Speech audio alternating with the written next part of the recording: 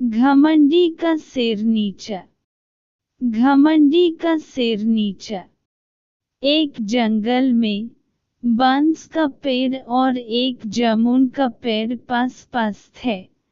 जामुन का पेड़ बांस के पेड़ की अपेक्षा बहुत मजबूत था। बांस का पेड़ बहुत पतला होने के साथ साथ बहुत लचीला भी था। हवा का रुख जिस ओर होता बांस का पेड़ उसी दिशा में झुक जाता था। एक बार जामुन के पेड़ ने बांस के पेड़ का उपहास करते हुए कहा, तुम तो हवा की आज्ञा का हमेशा ही पालन करते हो। हवा की गति और दिशा के अनुसार ही हमेशा हिलते डुलते हो। मेरी तरह शान से सीधे क्यों नहीं खड़े होते? तुम भी हवा से कह दो कि उसकी आज्ञा का पालन नहीं कर सकते। तुम अपनी शक्ति का परिचय हवा को दो। इस संसार में बलवानों का ही चारों ओर बोलबाला है।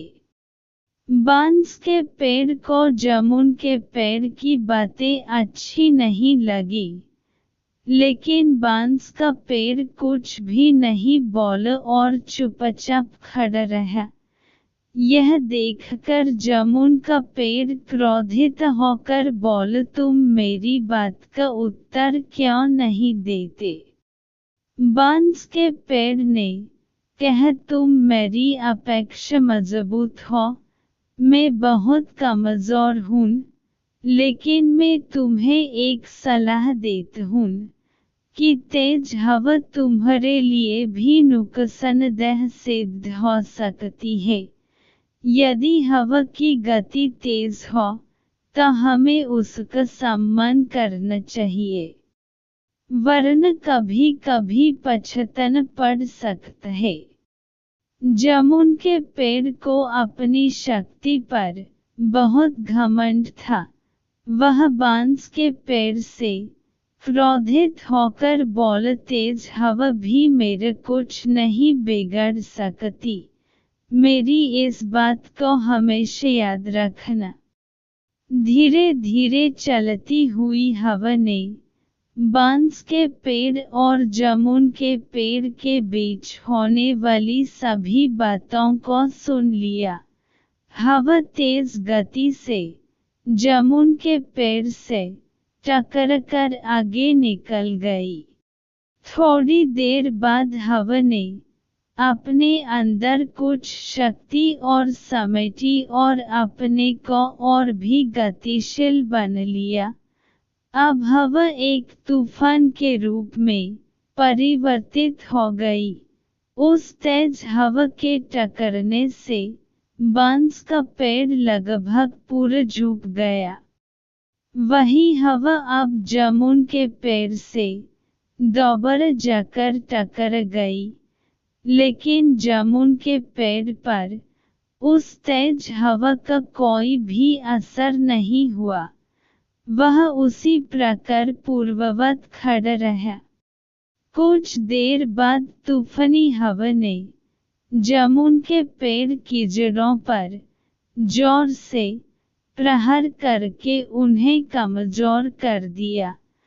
तूफानी हवाओं को जामुन के पेड़ की शाखाओं ने रोकने की भरपूर कोशिश की, लेकिन तेज हवाओं ने जामुन के पेड़ की शाखाओं को पीछे धकेल दिया। तेज हवाओं के कारण जामुन के पेड़ का संतुलन खो गया और जड़ों ने कमजोर होकर अपना स्थान छोड़ दिया। कुछ ही देर में वह जामुन का पेड़ जमीन पर गिर पड़ा। जामुन के पेड़ को धराशायी देखकर बांस का पेड़ बहुत दुखी हुआ। बांस का पेड़ सोचने लगा, यदि जामुन के पेड़ ने मेरी बात मानकर हवा का सम्मान किया होता तो आज उसका अंत नहीं होता। यह जामुन का पेड़ तो घमंडी था। शायद इसे नहीं मालूम था कि घमंडी का सिर हमेशा नीचे ही होता है। शिक्षा इस कहानी से हमें यह शिक्षा मिलती है कि घमंड ही मनुष्य का सबसे बड़ा शत्रु है। घमंडी व्यक्ति का सर्वनाश हो जाता है, इसलिए मनुष्य को कभी घमंड नहीं करना चाहिए।